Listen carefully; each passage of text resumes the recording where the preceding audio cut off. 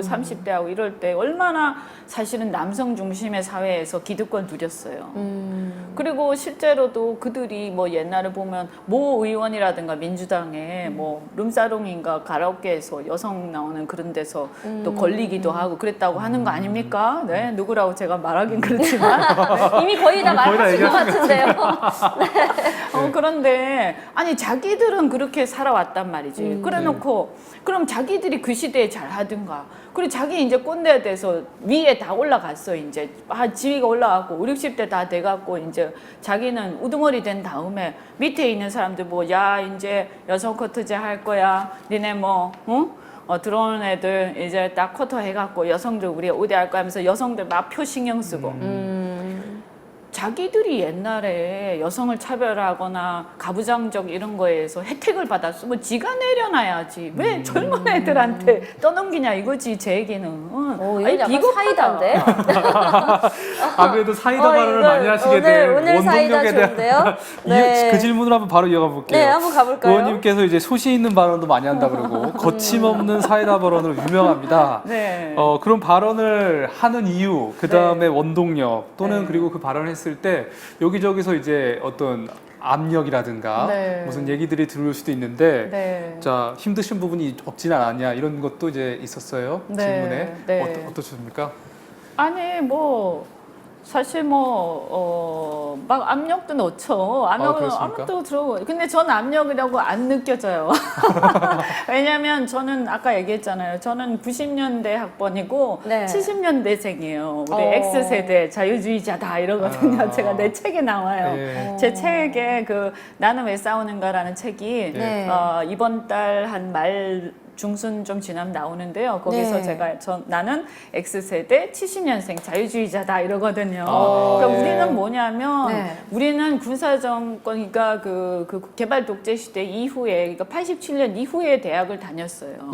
그래서 대학 분위기도 굉장히 이렇게 자유롭고 그래서 뭐냐 하면 이런 거죠. 물론 우리도 조직에 순응하고 또 룰을 따라야 되고 그렇지만 아니 부당한 거 까짓고 네가 부당한 거 나한테 얘기하는데 내가 그런 것까지 이렇게 숙이면서 살아야 돼 이런 거죠. 그러면 이제 내가 사실은 저는 정치를 하는 입장이니까 그렇게 하면 너 안 찍을 거야 라든가 그렇게 하면 너를 안 밀어줄 거야. 특히 끝발이 있는 사람들이. 근데 내가 그렇게 생각 안 하는데 그럼 나는 아니라고 얘기하고 그럼 표 안 받지 뭐. 그러면 그걸로 그냥 나는 이게 나다. 이게 나다죠. 이게 나다. 그래 난 그게 옳다고 생각한다. 근데 의원들이 정치를 하는 사람들이 옳다고 생각하는데도 눈치를 보면서 다 얘기를 안 하면 정치인이 왜 필요한 거야 도대체. 국민들이 다 먹고 살기 바쁜데 네가 가서 옳은 얘기 좀 해달라는 거 아니에요? 근데 자기도 그러면 그 안에서 옳은 얘기 못하고 가만히 있으면 지도 내려와서 그냥 이디나 해. 그냥 자기도 그냥 평범하게 살라고. 근데 대표가 돼서 국민을 대표해서 나왔으면 자기 나름대로 소신을 밝혀야 맞다. 그래서 저는 내가 민주당을 탈당을 하면서도 제가 얘기를 많이 하는 게 원래 민주당은 말이지 당신들이 생각하는 원래 민주당 한민당 민한당 이런 게 이제 뿌리였는데 그게 이제 인촌 김성수라고 그때 자유당하고 같이 보수 야당이 있었어요. 그 이제 건국 초기에 그래서 농지 개혁 같은 것도 주도하고 그래서 그런 굉장히 사실은 건강한 자유민주주의자고 건강한 시장 경제주의자거든요. 그래서 DJ도 사실 초기에는 좀 그랬었죠. 그 IMF 극복하고 하면서. 그런데 나중에 이제 민주당이 주사파에서 점령되고 하면서 바뀐단 말이죠. 좌클릭을 엄청나게 하는, 특히 북한 문제에 대해서. 근데 왜 민주당 의원들은 아니라고 생각하는데 말을 못하냐. 심지어 요즘에 어떤 민주당 의원들은요. 저한테 문자 보내세요. 뭐라고 보내나요? 야 이건 너무한 거 아니야? 네가 한마디 좀 해줘. 본인이 발언하지 않고 이건 거의 사회주의로 가고 있는데 한마디 해줘. 이건 아니죠. 여당 의원님께서 탈당을 하신 것도 약간 이분의 정말 이분의 그냥 결정이구나라는 확신이 생겨요. 사실은 탈당에 있어서 어떤 내막이 있거나 이러지 않았을까라는 생각도 했었는데 거의 뭐 약간 대변인 느낌으로. 자, 탈당 네. 이후에 정치 생활을 크게 바뀌신 분이나 좀 불편함은 없으세요? 이제 바른미래당에 대해서는 제가 그때 이제 탈당을 하면서 그랬었죠. 이 패스트트랙, 네. 패스트트랙을 왜 하냐, 연동형 비례제를 왜 하냐 도대체, 네. 이거는 왜 하는 거냐, 합의제 민주제를 하자는 거였다, 네. 다당제를 하자는 것도 그런 얘기였고, 근데 대통령 권한이 막강해지면서 대통령 견제가 국회가 안 되는 상황까지 와버렸는데, 네. 그러면 국회를 키워야 돼, 특히 야당의 힘을 키워야 되는데 자꾸 이중대 역할을 하면서 그 합의제 민주제 하자, 그러면 우리 보고 계속 이중대 하라는 거고, 합의제가 되려면 이게 합의를 해야 되는 거잖아요. 또 원래 뜻이 안 맞죠. 거기다 제일 심각한 게 이거를 또 엮어가지고 네. 끼어 팔기를 한 거 아니에요? 묶어 팔기. 예. 그 묶어 팔기 하면 안 된다고 저는 생각해. 이거는 이거대로 저거는 저거대로. 예. 그런데 묶어 팔기 하면서 뭘 묶어 팔았냐 하면 공수처법 예. 팔았죠. 예. 근데 공수처는 내가 민주당에 있을 때도 의원들이랑 거기 의원들하고 내가 반대를 했어요. 그 반대 생각 가지고 내가 문제 제기를 많이 했었는데, 아니 검찰을 개혁하려면 어떻게 해야 되냐, 그죠? 검찰 개혁하려면 어떻게 해야 돼요? 검찰 정치적 독립을 하도록 해야 되는 거 아니에요? 그 대통령 권력자 말 안 따라다니고. 네. 그런데 그러면 그 핵심은 뭐냐? 인사권이 권력자가 임명하면 안 되거든요. 네. 근데 공수처는 대통령이 임명하죠. 근데 그 공수처가 검찰을 수사하게 돼 있죠. 네. 이거 정말 무시무시한 거거든요. 근데 네. 이런 독재법을 갖다가 어떻게 검찰개혁법이라고 거짓말을 하면서 묶어갖고 통과시키냐. 그래가지고 제가 이 바미당 우리가 말이지 뭐 때문에 탈당까지 해서 이렇게 하는데, 네. 이런 식으로 이중대 할 거면 나 안 한다. 네. 그냥 우리 다 해산하자. 내가 네. 그랬죠 그때. 그래서 탈당을 했는데, 사실은 뭐 어떻게 보면 제가 그때 탈당 안 했으면 지금도 싸우고 있을걸요 그 안에서. 지금 그 사람들 싸우고 있잖아요. 네. 그리고 서로 이제 이념이 다르고 노선이 다르면 더 이상 싸우지 말고 저는 그냥 깔끔하게 합의위원하는 게 맞다고 생각해요. 재혼을 하실 생각은 있으신가요? 어디? 바른미래당. 바른미래당이랑? 아니요. 아니면 다른 쪽으로? 네, 그런 것보다 저는 솔직히 제 희망사항이에요. 제가 네. 뭐 그럴 힘은 아직 아니 뭐 없는데, 재혼을 같은 사람이라면 제 희망사항은 뭐냐면, 좀 새 판을 짰으면 좋겠다 좀. 새 판을 새로운 짜자. 다 저기 정말 옛날 스타일 정치, 네. 패거리 정치 이런 그만하고, 그래서 우파도 말이죠, 좀 자유주의. 예. 제대로 우리 네. 정현호 씨 같은 자유주의 막 이렇게 줄 세우고 권력이 아부하고 이런 우파 말고, 네. 그리고 정말 싸울 때 확실히 잘 싸울 수 있는 국민 대변에서 네. 좌파도 저 북한에 줄 서고 이런 거 말고 진짜 삼인주의 정도 하든가. 복지 전 좋다 이거죠. 근데 북한 그건 아니잖아. 그거는 이렇게 생각하는 거죠. 네.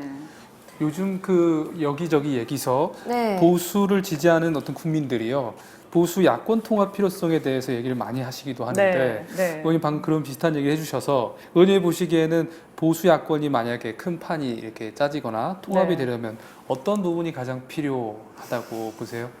그러니까 이제 통합이 되려면요, 사실은 다들 자기 기득권을 내려놔야 네. 통합이 돼요. 그렇잖아요. 자, 통합하자. 그런데 내가 주인공 될게. 여기로 다 들어와. 이러면 누가 들어오겠어요. 네. 그러니까 나는 이렇게 내가 주인공이 안 돼도 좋아. 우리 다 같이 힘을 합하자라는 그런 태도가 좀 필요하고, 네. 그다음에 또 뭐냐면 이 공통의 목표가 있어야 돼. 목표. 네. 네, 공통의 목표가 있어야 되는데, 이 목표는 이제 그러니까 결국에는 어떨 때 통합이 잘 되냐면 공통의 어떤 전선이 있어야 돼. 공동의 전선. 그러면 공동의 전선이라는 것은 이제 결국은 지금 상황에서 보면 네. 이 문재인 정권 내지 운동권 정권에 대한 네. 공동의 어떤 전선이죠. 그래서 예. 우리 힘을 합해서 예. 저기랑 대응을 하자. 예. 이런 거고, 그것과 관련해서 이제 그러니까 말씀드린 그 두 가지가 있어야 되죠. 공동의 전선과 그 다음에 이제 기득권 내려놓기. 기득권 내려놓기. 네, 그래서 이제 새 판을 짜자라는 것도 다 물러나라 이런 의미가 아니라 네. 기존에 막 복잡하게 얽혀 있는 자기의 이해관계들 있잖아요. 예. 그러면 제가 볼 때 이런 거죠. 그 한국당에서 예. 야 바른미래당 들어와. 네. 들어오겠어요?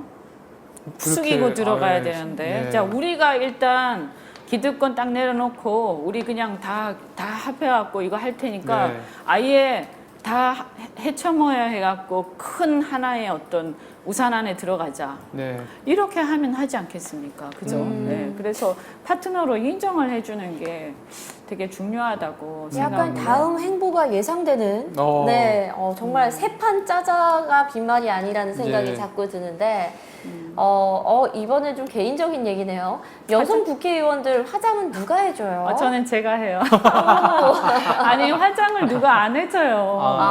물론 이제 예를 들어서 무슨 특별히 어떤 촬영을 하든가, 네. 어떤 저 TV 네. 그러니까 큰 이제 방송국인데 무슨 큰 행사를 간다 네. 이러면 그런 데는 방송국에서 해주는 네, 경우가 맞아요. 있잖아요. 근데 뭐 그거 말고는 자기가 직접 하죠. 직접. 네, 전 자, 아주 빨리 해요.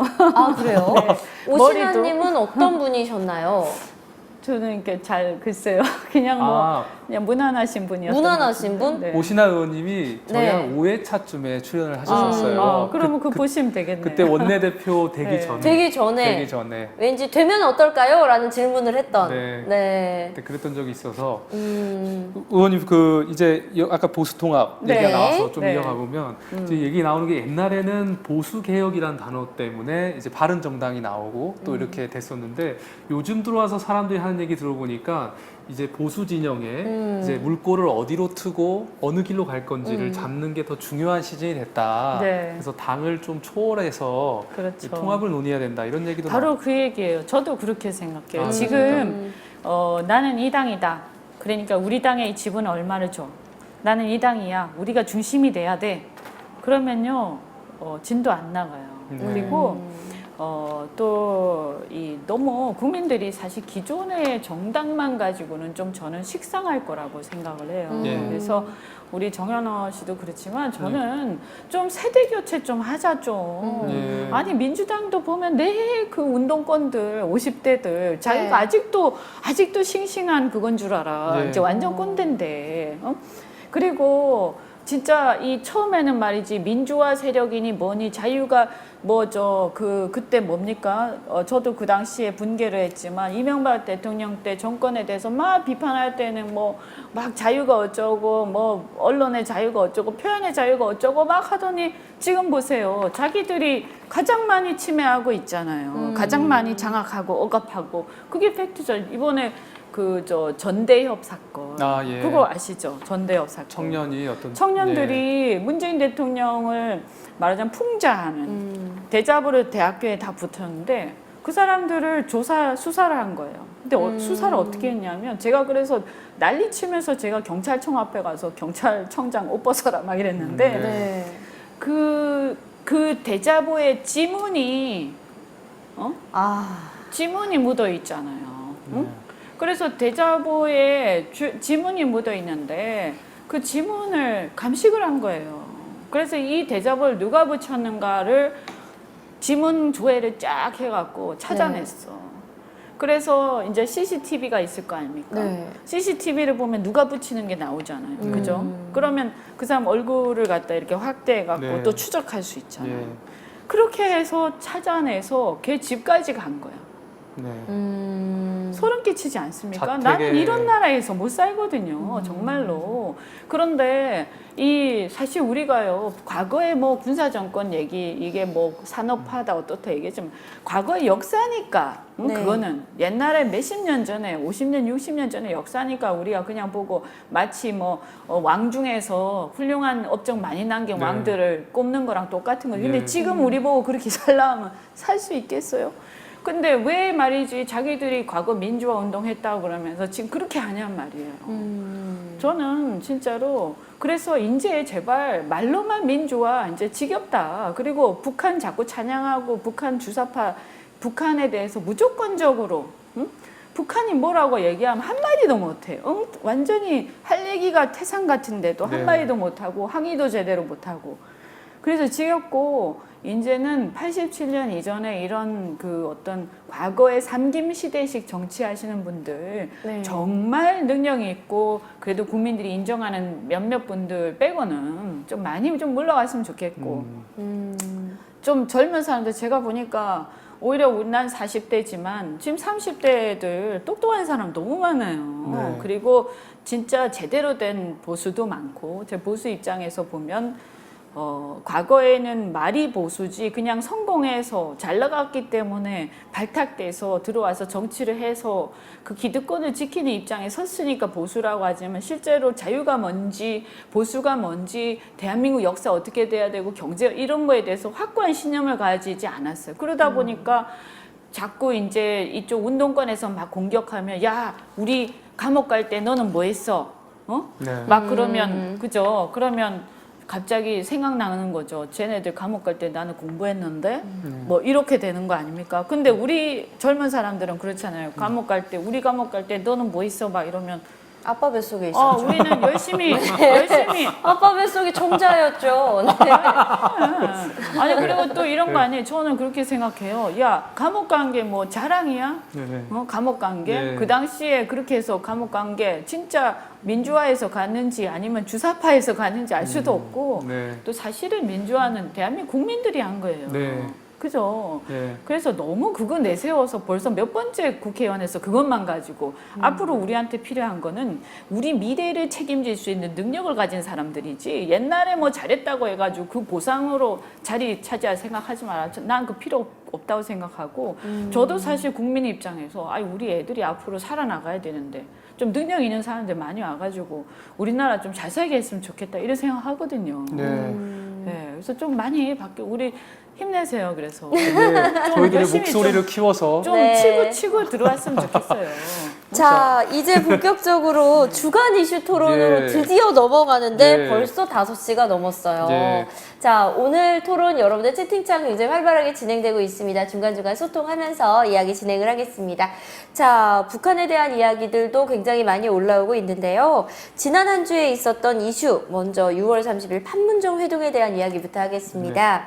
자, 정전 66년 만에 미국 대통령이 처음으로 북한 땅을 밟았습니다. 국민 대다수는 이번 남북미 3자 정상회동을 어떻게 보셨는지도 궁금한데 긍정적으로 지켜봤다는 이야기들도 언론에 많이 나왔거든요. 자, 남북미의 긍정적인 신호, 긍정적으로 보시는지 궁금합니다. 저한테 물어보시면 네. 여러분들 채팅창 보셨죠? 예? 채팅창 보다 보니까 네, 채팅창 재밌죠. 네. 근데 솔직히 말이죠. 네. 솔직히 내가 저는 한미 동맹 중요하게 생각해요. 근데 네. 솔직히 트럼프 대통령에 대해서는 저분은 정말 못 믿었다. 정말 자기 선거를 정말 신경 많이 쓰는 거예요. 그렇죠. 네. 자기 선거 있잖아 내년에. 그죠? 있죠. 그러니까 지금 이런 거예요. 저 만나는 이유가 뭡니까? 비핵화잖아요. 네. 비핵화 위해서 몇 번 만났어요. 원래 우리가 높은 사람들이 만날 때는 밑에서 다 합의한 다음에 합의를 해놓고. 진도 좀 나가갖고 네. 사인하는 거거든 네. 만나서. 그런데 진도 하나도 안 나가고 만나기만 지금 몇 번씩 했어. 네. 그러면 쇼다. 당연히 쉬죠. 결과가 안 나왔다. 근데 이게 어떻게 이 말씀이시죠? 되냐면요. 만남 자체도 의미 있다 이렇게 생각하는 사람이 있을 수 있어요. 근데 네. 제가 거기에 대해서 얘기를 갖다가 해드리면 네. 자, 핵이 이미 개발이 끝났어요, 북한은. 완성했다고 전 세계에 얘기를 했어. 그리고 그 완성한 대상으로서 미국 대통령, 세상에 전 세계 가장 강대국인 미국 대통령이 정말 이 말도 안 되는 김정은을 파트너로 만나요. 네. 그거 만나는 것도 쉬운 일이 아니거든요. 그런데 그렇게 몇 번씩 만나. 그 상태로. 네. 진도는 안 나가면서 그럼 어떻게 되냐? 핵 보유국으로 국제적으로 인정돼 버려요. 네. 기정사실화 된다는 거죠. 예. 기정사실화. 그래서 이게 아주 위험한 행동이다. 특히 저는 걱정되는 게 트럼프 입장에서 말이죠. 자기는 이제 내년 대통령 선거가 있으니까 일단 쇼를 막 해갖고 뭔가 이루어지는 듯이 와 이러면 사람들이 비핵화 근데 사실은 된 건 하나도 없는데 네. 이렇게 해서 나는 북한의 도발을 지금 중단을 했어. 북한이 그 다음에 나랑 만난 다음에 미사일 쏘는 거 봤어? 지난번에 쐈지만 그것은 한국을 겨냥한 거였지 미국을 겨냥한 건 아니었어. 미국에서 선거하는 거니까요. 네. 자, 그러면 미국 사람은 저는 박수 보낼 수 있다고 생각해요. 그리고 저렇게 하면서 우리나라에서 우리나라 기업들 만나가 이러고 오면서 지난번에 어떻게 했습니까? 트럼프가. 한국에 와가지고 우리나라 대기업들 만났죠. 네. 그건 공짜가 아닙니다, 여러분. 그건 공짜가 아니에요. 우리나라 대기업들이 미국에 투자한다고 다 약속했어, 거기서. 네. 우리나라 일자리가 없어지면서 미국으로 가는 거예요. 정신을 똑바로 차려야 돼요. 그러니까 트럼프가 그냥 오는 게 아니란 얘기예요. 지난번에도 어떻게 했어요? 우리가 무기 샀잖아요. 몇십조 들여서. 네. 그죠? 이게 말이죠. 지금 트럼프는 그렇게 하면서 미국 가서 이렇게 얘기할 거예요. 야, 한국의 대기업들이 미국에 와서 투자하기로 했어. 우리 일자리 몇 개 생겼어. 우리 무기 사줬어. 짝짝짝짝. 그리고 자기는 어차피 아메리카 퍼스트잖아요. 네. 아메리카 퍼스트예요. 아메리카 퍼스트예요. 한국보다는 미국이 우선이에요. 네. 그러니까 우리가 한미동맹 중요하죠. 미국은 있어야 되고 우리가 잘 활용을 해야 돼요. 그렇지만 뭐가 벌어지고 있는지 잘 알아야 돼요. 그렇죠. 확실히 의원님 지금 보시기에 네. 남북 관계뿐만 아니라 네. 또 대한민국과 미국 관계 속에서 한국이 위치를 잘 잡아야 되는 그런 시기라고. 국제사회가요. 네.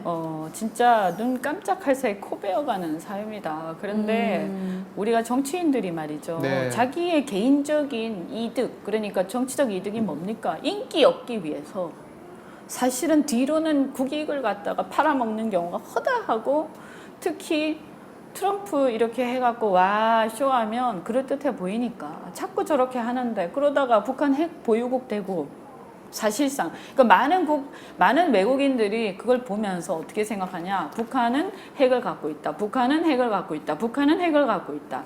트럼프와 김정은, 트럼프와 김정은의 국제적 위상이 굉장히 높아집니다. 나중에는요. 김정은을 어떻게 하지를 못할 거예요. 위상이 높아져서. 네. 핵 보유국 상태가 고착화되면 점점 비핵화는 멀어져요. 갈수록 수위가 낮아질 수밖에 없어요. 우리가 요구할 수 있는 수준이. 네. 그런데 여기서 가장 최악이 우리나라예요, 사실은. 네. 미국 입장에서는 미국한테 덤비지만 않으면 그렇잖아요. 그리고 또 경우에 따라서 북한을 잘 활용해가지고 중국을 네. 견제하면 더 좋지. 아마 트럼프는 그런 계산까지 할 거라고 저는 봐요. 그런데 문제는 뭐냐? 우리는 꼭 그렇지 않다는 거죠. 왜냐하면 북한하고 우리하고 체제가 다른데 이 위협 속에 살고 있고 어떻든 간에 북한이 민주화가 되고 나면 저는 상관이 없다고 생각하지만 지금 저런 체제에서 만에 하나 어떠한 상황이 있다. 우리 핵이 없잖아요, 지금. 네. 우리 핵이 없어요. 그럼 우리 보고 만약에 연방제 통일하자. 그냥 일공양제하자. 중국하고 홍콩처럼. 니네 한 몇십 년 동안은 그 자유시장 경제 지킬 수 있도록 해줄게. 그런데 핵 다 갖고 있어. 근데 트럼프가 그때 와서 야 우리가 북한에 주둔할 수 있게 한다네. 우리는 중국 견제하면 되거든. 그래 베트남도 있잖아. 그런 것처럼 이 한반도가 공산화가 돼도 그래도 뭐 우리 편만 되면 돼. 지들이 알아서 할 문제지. 그거는 내정이니까 우리는 간섭 안 하겠어. 최악의 경우에 그럴 가능성이 있습니다. 이걸 여러 가지 정말 연방제 통일이라는 게 별게 아니라고 생각할 수도 있고 낮은 단계 연방제 같은 거는 진짜 그야말로 그냥 교류하는 수준이지만 우리가 지금 핵이 없다는 게 문제인 거예요. 만약에 옛날처럼 90년대처럼 네. 우리가 훨씬 잘 살고 우리가 막 성장을 엄청나게 하고 네. 그리고 우리가 군사력으로도 앞서 있으면 크게 걱정 안 해. 저렇게 떠들어 봐야 지들이 어디 가겠어 이런 건데 지금은 군사력이 우리가 압도적으로 절대적 열세예요. 왜냐하면 핵이 있고 없기 때문에. 네. 그리고 우리의 경제력이 많이 앞서죠. 그렇지만 우리의 이 어떤 자신감 네. 그거는 옛날만 못합니다. 사실은 국제적으로도 그렇고. 그래서 우리가 지금 굉장히 심각한 어떤 과도기 상황이 있고 여기서 우리가 삐끗하면 이 방향이 잘못 틀어진다. 네. 그 홍콩 일이 남의 일이 아니에요. 네. 예. 저기 이제 지금 국제사회에서도 북한의 핵을 이제 보유하는 것까지는 어느 정도 네. 인정하는 분위기. 그게 정사실화됐죠. 네. 우리는 우리 핵 못 만들잖아요. 네. 그럼 우리는 이제 어떻게 의원님이 생각하시기엔 우리가 어떻게 해야 되나요? 그래서 저는 요즘에 제가 얘기하는 게 뭐냐면 핵을 이제 만들려면 사실은 미국이나 국제사회의 허락을 받아야 돼요. 네. 근데 이거 섣불리 만든다고 했다가 우리도 제재받거든요. 우리도. 네. 그래서 근데 일본 같은 경우에는 핵은 이제 어떻게 만드냐면 재처리 폐기된 핵을 이제 우리 예. 원자력 발전소 있잖아요. 예. 그래서 핵 처리봉 저도 자세하게는 모르는데 하여튼 그걸 재처리를 할 수 있으면 거기에서부터 시작이거든요. 네. 근데 거기까지만 할 수 있어도 굉장히 단축이 될 수 있어요. 핵 개발 네. 시기가. 근데 그거를 동아시아에서 할 수 있는 나라가 일본이에요. 예. 일본은 허락을 받았어요. 왜냐하면 일본 같은 경우에는 미국이 이제 신뢰를 한단 말이죠. 그러니까 그렇게 하려면 신뢰를 일단 구축을 해야 되고, 그 다음에 우선은 그 시간이 걸리니까 핵 개발을 할 수 있는 분위기가 될 때까지 시간이 걸리잖아요. 네. 지금 저쪽은 이미 만들었으니까 균형을 잡아야 우리가 협상을 해도 교류를 해도 안심하고 할 수 있거든. 우리가 네. 균형이 균형이 무너진 상태에서 협상을 자꾸 하면 어떤 상태가 되냐면 끌려다니는 상태가 되거든. 네. 인질이 된 상태. 그러니까 이 상황을 저는 그래서 미군이 전술핵 무기를 한반도에 있었다가 이거 철수시켰잖아요. 네. 그 다시 갖다 놔라. 응? 그게 아니면 핵 공유 협정. 나토 같은 경우에는 관련된 그 나토 국들이 핵을 공유를 해요. 네. 그러면 이제 예를 들어서 뭐 태평양에 어디 갖다 놓고 우리가 공유를 하면 되는 거죠. 그래서 이 아시아 태평양의 동맹국들이 이걸 공유를 하자. 물론 중국이 난리 나겠죠. 네. 그렇지만 저는 그걸 하든가 아니면 그 미군이 어떤 전술핵 무기를 이 한국하고 이렇게 쓰겠다라고 해서 사실상 이 남한에도 우리 네. 대한민국에도 핵이 있어서 핵 균형을 맞춰놓고 그 상태에서 협상도 하고 비핵화가 뭐 10년이 걸리든 이렇게 천천히 진행을 하더라도 하고 네. 그렇게 해야지. 지금 이제 이렇게 사실상 우리 말은 아니라고 하지만 거의 네. 보유된 거 아닙니까? 응? 네, 이거 뭐 어떻게 합니까? 이번에 우리 미사일 들어왔을 때 진짜 이 미사일 도발했을 때요. 이 미사일 도발한 미사일 우리나라 겨냥한 거거든요. 근데 그러니까 저도 안타까운 게 야 이거 미사일이냐 발사체냐 내 텔레비전에서도 그것만 나오는데 제가 하도 답답해서 그 얘기를 했어요. 이게 지금 발사체냐 미사일이냐 중요한 게 아니고 그게 어디를 겨냥했고 이 가공할 힘이 도대체 어떻게 되고 그럼 우리는 무슨 대응책을 갖고 있는가 만에 하나 어떤 상황이 벌어졌을 때 그거다. 응? 그래서 그러면 이제 이 정확하게 바위섬을 딱 겨냥해갖고 바위섬이 완전히 추격됐잖아요. 그 파괴됐지 않습니까? 그러니까 그 얘기는 뭐냐면 그 미사일이 정확하게 목표물을 파괴를 시킨 거니까 성공한 거거든요. 네. 그러니 그게 이제 남쪽의 수도권입니다. 그래서 저는 그런 것들에 대해서 국민한테 알려주고요. 그래서 우리가 핵의 균형을 잡아야 저쪽이 함부로 못하는 거예요. 그 다음에 또 하나가 뭐냐면 우선 저는 그럴 가능성은 없다고 생각하지만 그럼에도 불구하고 민방위 해야 돼. 민방위. 네. 방공호 같은 거 다 만들고 그 다음에 이게 우리 지하철이 있잖아요. 지하철 네. 다 네. 지하 아닙니까? 네. 만에 하나 뭐 진짜 0.00 몇 프로의 가능성이라도 국민들을 안심시켜야 된다. 네. 그래서 어떻게 해서 우리가 어떤 일이 있어도 우리는 안전하다라고 국민들이 신뢰할 수 있게끔 정부는 해야 된다. 자꾸 쇼만 하지 말고. 네. 저는 진짜로 그래서 뭐냐 하면 이 지하에 이제 그 지하철 있잖아요.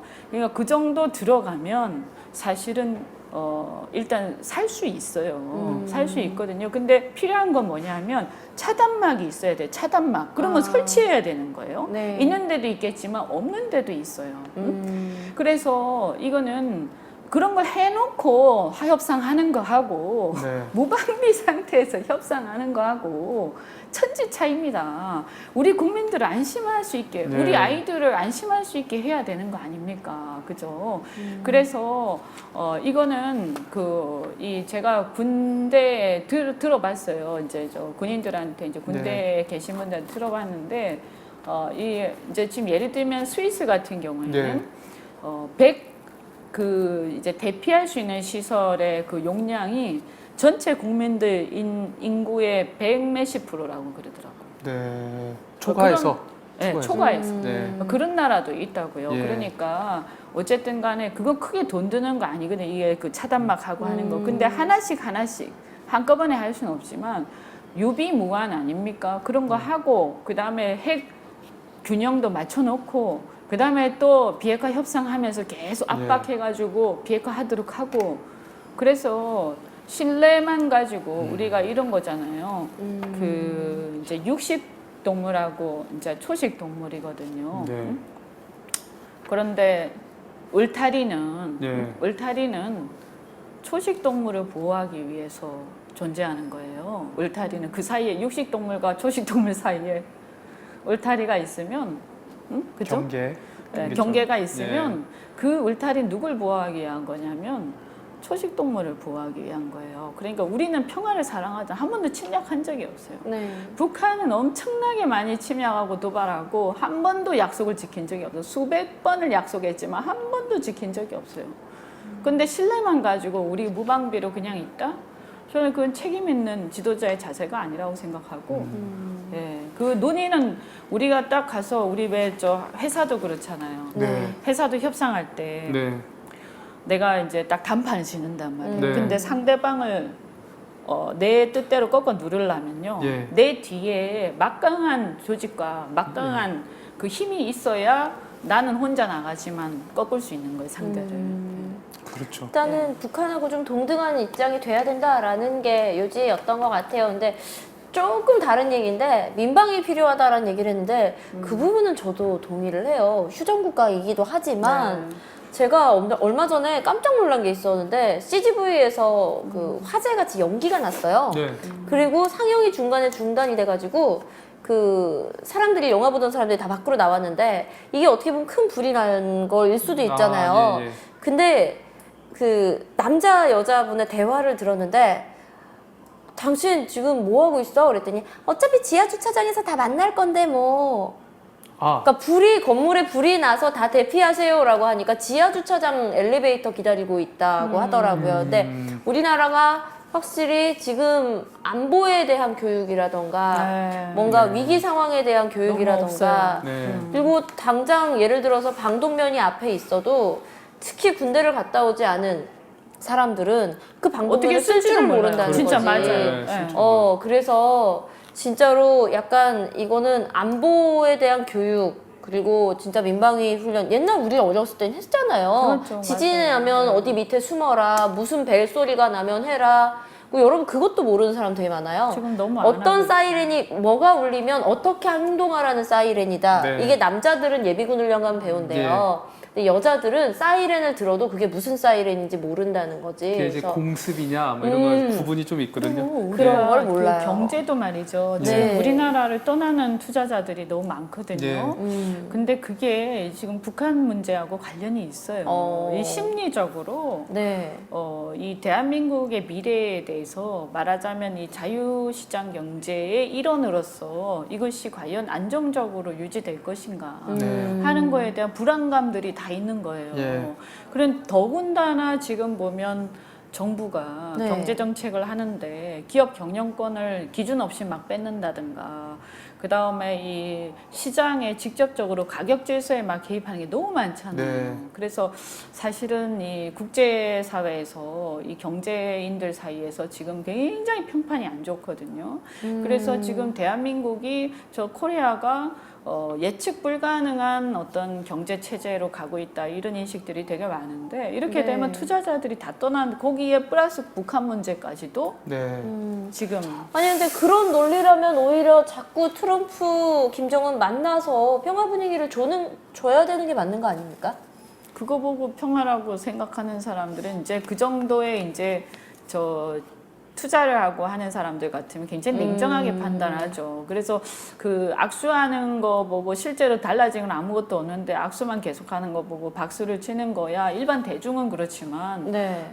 치밀하게 이제 이 검증하고 하는 사람들이 보면 그렇죠. 사실은 달라지는 게 없고 잘못하면 핵 보유국으로 가겠구나. 그리고 네. 남한은 이 핵이 없고 그런 다음에 저기에 정치적 불안정까지 있기 때문에 굉장히 이것이 불안하다 이렇게 생각하는 사람들도 있는 거죠. 그렇죠. 물론 뭐 안 그럴 사람도 있겠지만 뭐 이제 말씀대로 진짜 네. 안보나 이런 보안 이런 게 좀 문제가 많이 돼요. 다음 저희가 이슈 논의할 것도 삼척의 어선 귀순 문제가 또 네. 있지 않습니까? 네. 지난 7월 3일이었죠. 정경두 국방부 장관이 지난달 6월 북한 목성 경계 작전을 네. 실패했다는 확인을 하면서 대국민 사과문을 발표했습니다. 네. 이 뉴스로 인해서 국방부 안보 관련해서 걱정하시는 분들이 많습니다. 네. 의원님 삼척 어선 기순 사건 어떻게 보셨습니까?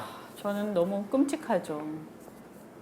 저 동해안에 있는 사람들이 얼마나 무서울까. 그러니까요. 네, 많이 놀랐을 것 그러니까 같은데요. 저는 뭐 거의 저것은 사실은 간첩선이든가 뭔가 하여튼 수상쩍다 이렇게 생각을 하고요. 네. 네. 저 사람들 입은 옷들도 군복이고 네.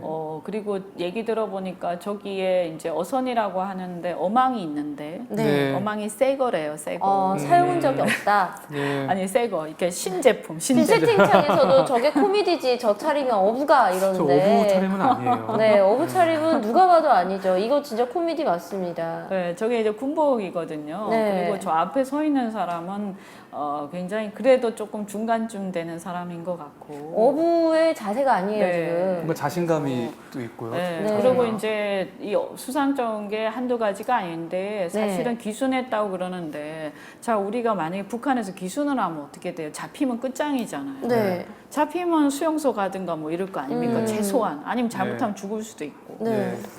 그런데 그러면 우리가 보통 북한 경계선을 넘어왔어요 만약에 네. 그러면 불이 나게 남한으로 오지 않겠습니까? 그렇죠.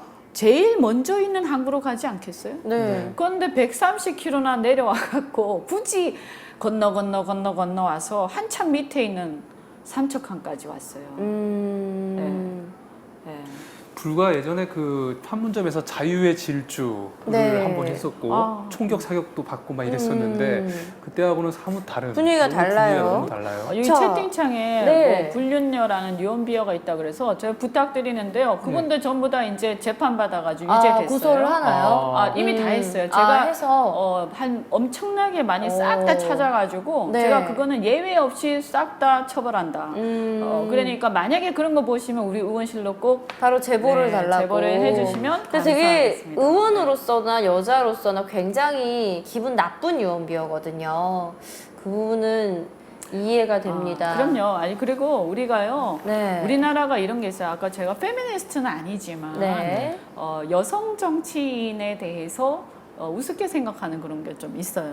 그래서 말도 이렇게 여러분 보세요. 이렇게 남자 정치인에 대해서는 이 욕을 해도 굉장히 단순해 욕이.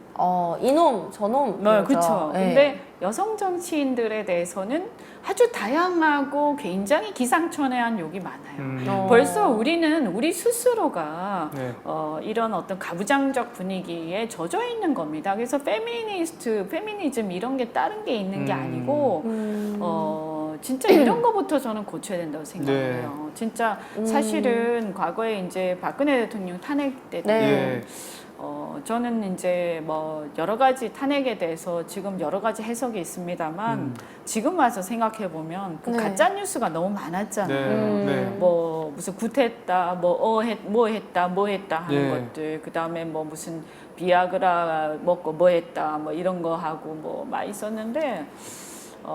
그거가 이제 지금 보면 다 근거 없는 사실이었죠. 네. 근데 그게 과연 남자 대통령이었어도 그랬을까? 그죠? 다른 걸로 비난했겠지. 다른 네. 걸로. 그런 걸로 하진 않았겠지. 네. 그죠? 그 다음에 남자 대통령 혹은 여성이라도 남편이 있었어도 네. 그랬을까? 그래서 이게 배우자가 없는 여성 그러니까 이런 그런 사람들에 대한 어떤 우리가 알게 모르게 이 비하하는 그런 게 우리 마음속에 우리 문화 속에 자리 잡고 있다. 그리고 그것이 굉장히 심각하구나. 저는 그래서 상당히 정말 그런 면에서 굉장히 안 됐다는 생각을 했어요. 자, 아프리카기 때문에 정리를 한 번만 할게요. 저희가 이제 길어지면 정리가 안 되기 때문에 불륜 사실 없고 그런 유언비어를 퍼뜨리시는 분에 대해서는 전부 고소를 한다라는 거. 아까는 처음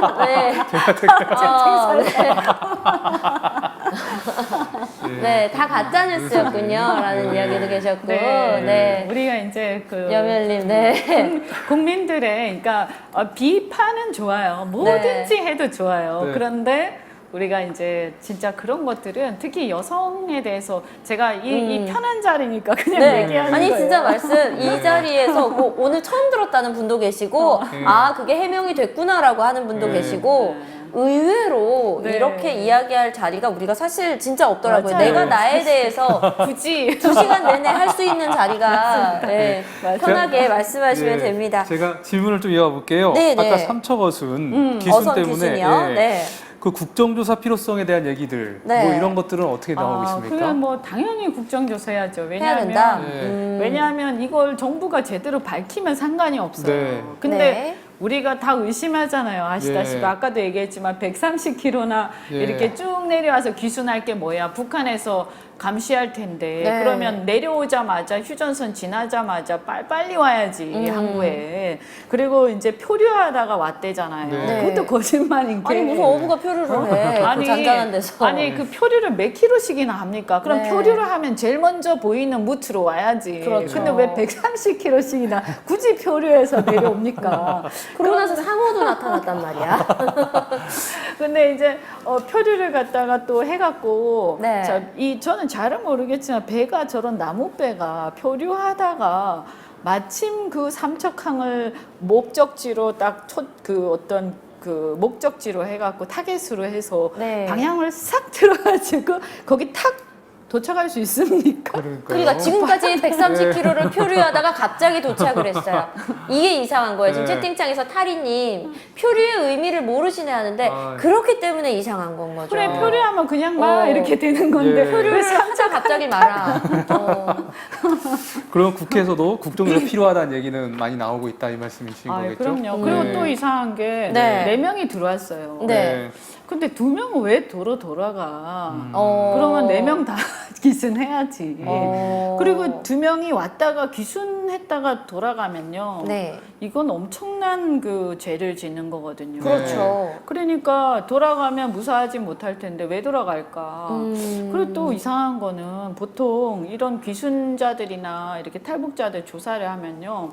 간첩이 있을 수 있기 때문에 우리나라의 체제를 지키기 위해서 보통 한 몇십 일, 한 5, 60일 정도 조사를 합니다. 철저하게. 그런데 2시간 만에 돌려보냈어요. 그러니까 의심스럽다는 왜 보냈지? 거죠. 저도 그 부분이 되게 이상했거든요. 우리가 지금까지 알고 있던 것과는 너무 다릅니다. 그래서 의원님은 국정조사 필요가 있다라는 입장이셨어요. 자, 채팅창에서 우리 여멸님 오늘 목숨 걸고 질문하고 있어요. 이준성님은 어떻게 생각하시나요? 젊은 의원은 아니고 지금 의원은 아니고 이제 최고위원인데 지금은 의원 된 적은 없죠. 사실은. 근데 뭐 이준석 의원은 저는 친한 편이에요. 그래서 이현주 TV도 몇 번씩 출연하시고 출연한 걸 보셨다 그러네요. 그래서 뭐 자주 또 통화도 하고 합니다. 가끔씩. 이현주 TV는 언제 어디서 볼 수 있는 거고 어떤 내용들이 다뤄지나요? 그거는 이제 우리 이제 플랫폼은 다른데요. 유튜브에서 이현주 TV 하면 나오고 제가 이제 구독자 한 23만 명 정도. 더 늘어났네요. 계속 조금씩 늘어나고 있어요. 또 오늘 왜 동시 송출을 안 하셨어요? 미처 이제 이거를 생각을 못했어요. 아프리카 TV라고 생각을 해서 아프리카 TV만 송출하고 아프리카 TV에서 베비는 동시 송출이 안 되는데 이현주 TV는 동시 송출을 3개를 켤 수가 있거든요. 그걸 몰랐어요. 또 나오시면 됩니다. 아니 우리 뭐 저 시청자분들이 좋아하시면 지 자, 유튜브 방송 이현주 TV 하게 된 계기가 뭔가요? 뭐 워낙에 언론이 이제 우리 시청자분들 잘 모르시겠지만 너무 많이 장악돼 있어요. 사실은 저는 옛날에도 야당이었고 지금도 야당인 셈인데 그때보다 지금 훨씬 언론 장악이 심각합니다. 그래서 아까 이 여러 가지 정말 중요한 이슈들이나 뉴스가 국민들한테 방송이 제대로 안 되고 있고 네. 사실 그래서 아프리카 TV 이런 것도 저는 좋다고 생각하고요. 유튜브도 마찬가지고 이제 정말 이 지상파 KBS, MBC 정말 너무 심각하게 거의 문땡 뉴스다 그러거든요. 옛날에 무슨 대한뉴스 수준으로 돌아가는데 진짜 이명박 박근혜 때도 이 정도는 아니었거든요. 왜냐하면 제가 그때 야당이었는데 제 비판 많이 했잖아요.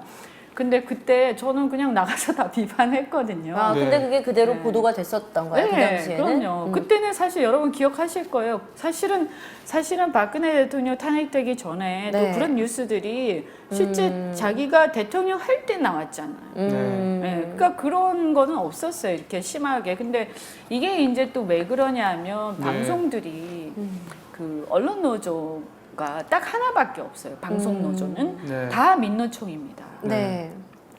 그러다 보니까 이게 이제 뭐 아주 극소수 있는지 모르지만 하여튼 민노총 하나 있고 다른 노총은 없는 상태이기 때문에 실제로 이제 민노총이 주사파가 많잖아요. 그러다 보니까 오히려 한술 더 떨 때도 있는 거죠. 그래서 뭐 문재인 정부가 어떻게 하지 못할 때도 있고 어떨 때는 그래서 실제로 그렇게 장악돼 있는 상태니까 내가 하고 싶은 말이 있어도 있는 그대로 나가지도 않고 굉장히 편집도 많이 되고 악의적으로 편집도 많이 되고 그러니까 이제 화가 나죠. 그래서 이걸 어떻게 국민들한테 진실을 알리냐. 결국엔 내가 직접 방송하자 이렇게 된 거고요. 그다음에 이제 뭐 방송하다 보니까 또 이렇게 굉장히 같이 이렇게 편하게 얘기하잖아요. 그러니까 자세하게 또 말을 해줄 수가 있더라고요. 그런 게 장점이 있죠.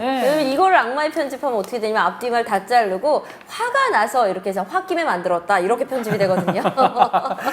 자, 아까 이제 외교안보 얘기를 많이 했는데요. 문재인 정부의 경제 정책에 대해서 좀 얘기하는 시간을 좀 가져보도록 할게요. 시작해 볼게요. 자, 이번 주에 원래 메인 주제이기도 했는데 의원님과 하나씩 좀 얘기해 보겠습니다. 의원님 보시기에는 문재인 정부 현재 경제 정책의 근간이 되고 있는 소득 주도 성장 정책에 대해서 어떻게 바라보고 계십니까? 거의 한숨 쉬었어요 방금. 나만 들은 거 아니죠? 진짜 소득주도 성장을 제가 한마디로 제 책에도 썼는데 나올 책에 정부 주도 양극화다. 정부가 양극화를 거의 주도하고 있죠. 원래 뭐 양극화 문제가 있었다고는 하지만 이건 정부가 양극화를 심화시키고 있는 거죠. 그래서 왜 그러냐면 그 일단 규모가 작은 자영업자들부터 망하고요. 이제 대기업은 안 망해요. 왜냐하면 뭐 그런 정도 가지고 망하지 않으니까요. 그 다음에 이제 정말 어려운 노동자들, 그러니까 이 노조가 없는 작은 규모의 힘없는 노동자들은 어떻게 할 수가 없어요. 그렇죠. 그리고 같이 망하는 거예요. 그래서 이제 또 잘리고 그 다음에 이제 우리가 생각하더라도 보세요. 이렇게 만약에 회사에 한 10명이 있어. 10명이 있는데 그 10명 중에서 내가 도저히 이제 임금 주고 뭐 또 시간 줄이고 하다 보니까 회사가 이익이 안 남아서 손에 이제 이 적자가 너무 많이 나니까 줄여야 되겠다 생각할 거 아니에요. 그러면 10명 중에 누구를 내보낼까요? 어떤 사람을 내보낼까요? 소득이 많은 사람? 월급이 많은 사람? 뭐 그럴 수도 있는데 제일 없어도 크게 상관없는 사람을 먼저 내보내지 않겠어요? 크게 대세 말하자면 일하는데 회사 업무를 이걸 하기로 했던 어떤 그거를 해내는데 크게 영향 못 미치는 사람을 먼저 내보낼 거 아니에요. 그러면 어떻게 되냐면 신입 안 뽑는 것부터 시작해요. 신입을 안 뽑고 그 다음에 젊은 사람 이렇게 그런 사람들 왜냐하면 젊은 사람들은 숙련이 덜 됐어요. 그렇기 때문에 숙련이 된 사람들은 자르고 나면 나중에 다시 그거를 메꾸기가 어렵거든요. 왜냐하면 숙련이 안 돼서 이제 시작하는 사람들부터 자른다고요. 그래서 젊은 사람을 안 쓰는 거예요. 이제 신입이 없어져. 신규 채용이 없어지는 그렇게 된다고요. 그래서 비숙련 노동자부터 자르기 때문에 이거는 힘이 없는 노동자일수록 어려워지는 거고 노조가 없을수록 어려워지는 거고 그다음에 그러니까 대기업처럼 힘 있는 쪽은 그대로 있어요. 네. 그다음에 공무원도 상관없지. 국민 혈세니까. 사실은 국민 혈세 아무데나 쓰면 안 되는데 아껴 네. 써야 되죠. 그렇지만 국민들이 다 아는 게 아니니까 그냥 뭐 공무원 막 고용해도 상관없는 거예요. 그리고 임금 올려줘도 내 돈이 아니야. 내 회사도 아니고. 네. 이런 어떤 그 도덕적 해이가 지금 팽배한 상태에서 이렇게 진행될 수밖에 없어요. 그래서 결국에는 어려운 사람들이 더 어려진다. 그래서 실제로도 결과를 보면 경제 그 지표 나타난 걸 네. 보면 네. 하위 10% 20%가 가장 소득이 지금 추락을 했어요. 네. 그리고 오히려 상위는 올라갔어요. 네. 왜냐하면 임금이 올라가니까 이제 최저임금을 받는 사람만 올라가는 게 아니라 전반적으로 임금 수준이 네. 올라가기 때문에 임금 많이 받던 사람들도 같이 올라가거든요. 예. 그다음에 또 이제 어차피 분위기 자체도 사회가 점점 지식산업 중심으로 되면서 그렇죠. 소득 높은 사람들은 계속 올라가죠. 크게 영향 안 받죠. 그 임금에 대해서. 네. 근데 최저임금에 영향받는 거는 주로 이제 그 제조업이라든지 또 이렇게 원가가 중요한 업종들이기 때문에 이제 그렇게 되는 거죠. 그래서 그다음에 이제 52시간 같은 경우에도 사실은 그건 권고를 할 네. 얘기예요. 네. 그러니까 우리가 52시간만 합시다라고 하는 거지 그거를 해. 52시간이 좋은 거야. 그러니까 너는 더 일하고 싶어도 일하지 마 이런 거잖아요. 그러니까 뭐 예를 들어서 여러 가지 이유가 있을 텐데 나는 뭐 애가 지금 학교도 다니고 학원도 다녀야 되고 그러니까 나 좀 더 야근해 갖고 돈 더 벌래 하는 사람도 있을 거고. 네. 그 다음에 이제 어떤 사람들은 지금 이제 우리가 전 세계 경쟁에서 이겨야 되는데 특히 IT 분야 같은 경우에 네. 지금 한참 개발하고 있단 말이에요. 네. 밤새야지. 근데 밤새다 말고 이제 가야 되는 거예요. 네. 이런 상황이 벌어지는 거지. 그러니까 그런 근로시간 같은 경우 옛날에 모던 타임즈 영화 나올 때 네. 정말 기계같이 일하는 그런 시대에서나 근로시간이 중요한 거지. 지금은 강제 노역을 하는 게 아니기 때문에 노동 시간을 갖다가 억지로 줄이니까 줄여 나가자라고 분위기를 조성하는 건 좋은데 강제하는 거는 안 맞다 이런 거고 또 중요한 게 뭐냐면 시간만 줄이면 안 돼요. 생산성이 올라가야 돼요. 그죠? 그렇죠. 그렇죠. 네, 그러니까 옛날에 10시간 하던 거를 우리가 8시간만 하면 그 10시간 네. 하던 거를 8시간에 소화를 해야 되는 거예요. 그렇죠. 근데 그걸 안 하면서 10시간 하던 거 그대로 하면서 예. 8시간을 줄여버리면 나머지 2시간 분을 해야 되잖아요. 그렇죠. 네. 그럼 비용이 또 늘어나는 예. 거고 근데 2시간짜리 사람을 쓸 수가 없어요. 예. 그러면 주문을 안 받아버리는 거죠. 네. 그래서 생산량 줄여버려요. 그렇죠. 네. 의원께서 이제 네. 정부 주도 양극화라는 표현을 써주셨어요. 네. 분배 지표도 보니까 많이 근래에 안 좋아진다는 얘기들도 나오고 있고. 네. 예. 또 자, 예. 잠깐 또 채팅창 한번 보고 가겠습니다. 임금 보존을 회사에서 노동 시간을 수당으로 보상하고 시간은 자율로 해야 돼요. 라는 몽쉘님 의견 주셨고요. 여멸님, 최저임금위원회에서 10,000원대 8,000원 얘기하는데 이현주 의원님의 의견은 어떤가요? 라는 이야기 하셨고요. 아포칼리아님, 52시간 벌어가지고 무슨 입에 풀칠을 해요? 라는 의견도 주셨습니다. 어떻게 생각하세요? 댓글 의견들. 그러니까 사실은 우리가 이게 시장 경제라는 게요. 전 네. 세계가 지금 또 경쟁을 하고 있고요. 네. 지금 우리가 예를 들어서 나 10,000원 받고 싶어. 엄마 나 20,000원 받고 싶어. 나 30,000원 받고 싶어. 내놔.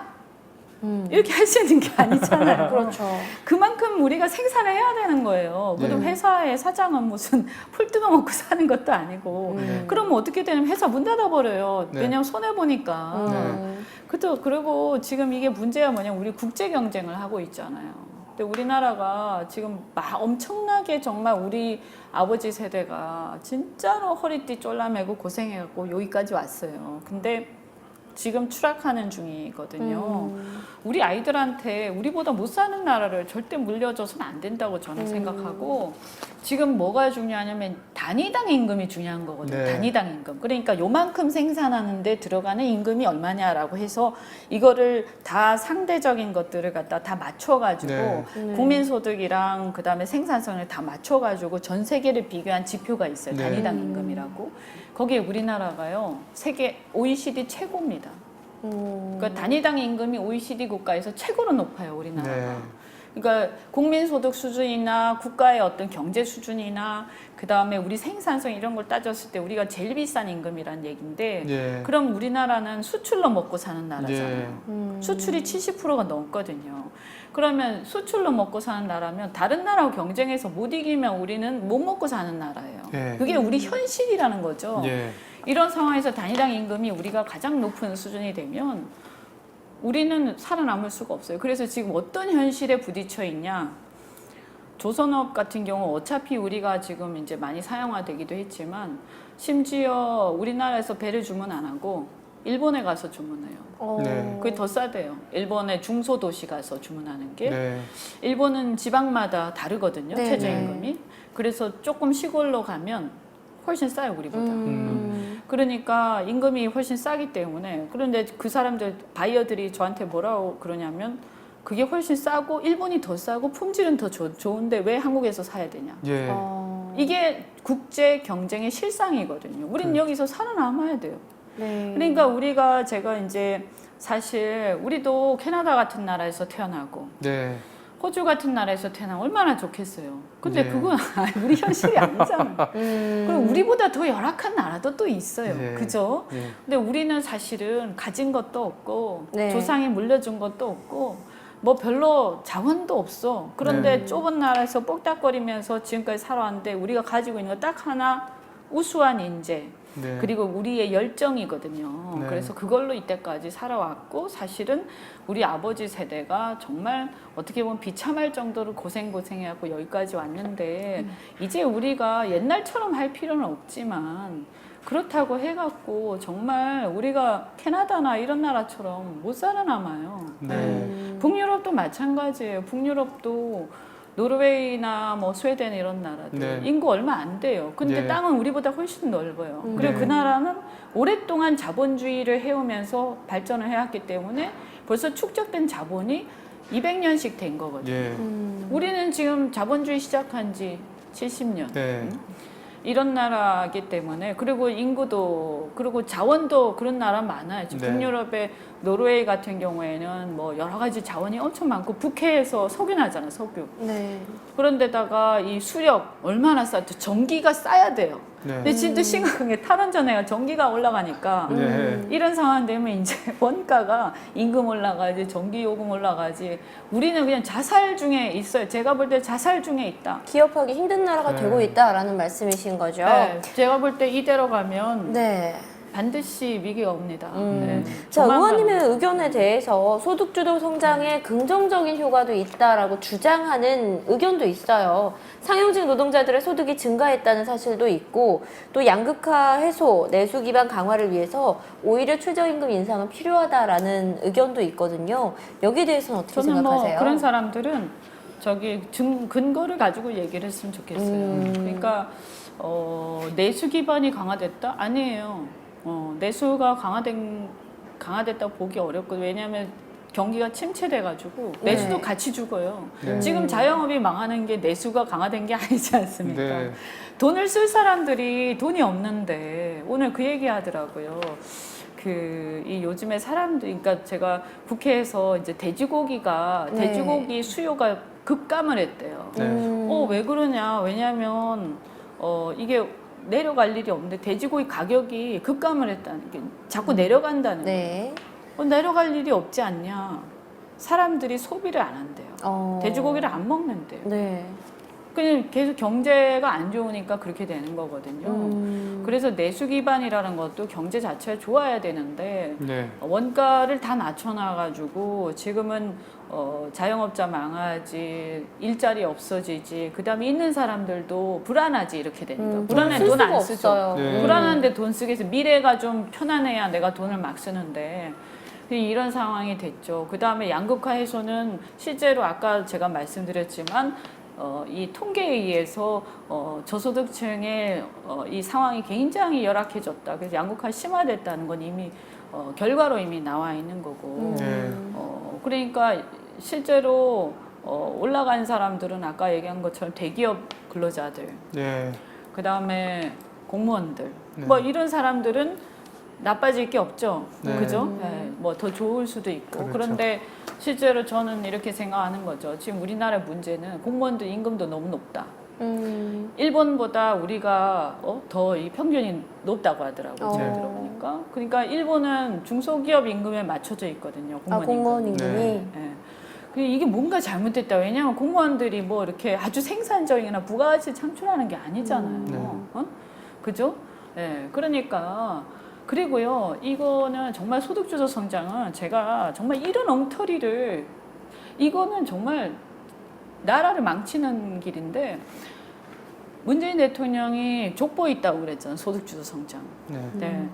이게 족보가 어디에 있냐면 임금주도 성장이라고 아예로 보고서 있는데 이게 실제 뿌리가 뭐냐면 칼레츠키라고요. 폴란드 학자입니다. 경제학자인데 이 사람이 이제 이런 주장을 시작을 했는데 이 칼레츠키라는 사람은 뭐냐? 일종의 이제 그 좌파